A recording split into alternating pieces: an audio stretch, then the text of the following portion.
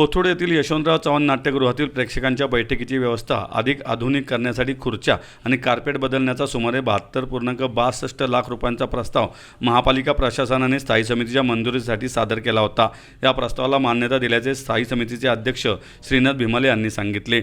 नाट्यगृहातील जुनी झालेली आसन व्यवस्था आणि कार्पेट बदलण्याच्या कामासाठी महापालिकेने 80.38 लाख रुपयांचे पूर्व गणनपत्रक तयार केले होते। त्यानंतर 68.12 लाख रुपयांच्या कामासाठी फेरनिविदा मागवण्यात आली। यामध्ये कॉन्सेप्ट क्रिएटर आनंदनगर सिंहगड रस्ता यांनी 61,54,186 रुपयांची म्हणजेच अंदाजित रकमेपेक्षा 9.67% कमी दराची निविदा सादर केली, तर पेन वर्कर्स या संस्थेने 3% कमी दराची निविदा भरली। त्यामुळे कॉन्सेप्ट क्रिएटरची निविदा सर्वात कमी दराची ठरली असून तिची शिफारस प्रशासनाने केली असल्याचं भीमाले यांनी सांगितलंय। यशवंतराव चव्हाण नाट्यगृह त्या संदर्भातले टेंडर आहे ते मंजूर आम्ही केले।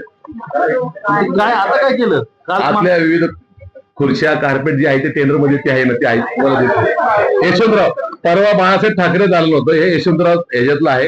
साधारण 2 ते 3 महिन्यामध्ये पूर्ण होईल। बाळासाहेब ठाकरे जे आपण नाट्यगृह आहे 15 ऑगस्टला चालू करण्याचा आपला संकल्प आहे। नवीन जे झालंय आज विचारणा मी केली मागं तुम्ही विचारल्याप्रमाणे आणि नक्कीच होईल।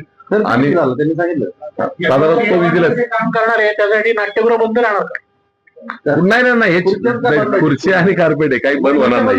पुणे महापालिकेच्या बावधन येथे असलेल्या प्राण्यांचे इन्सुलेटर बोपोडी एसटीबी परिसरात स्थलांतरण करणे हे काम व्हीलचेअर अँड कंपनीला दिलंय।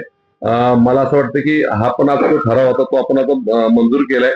बावधन येथील जागेत असलेले जे प्राण्यांसंदर्भातला आपण जो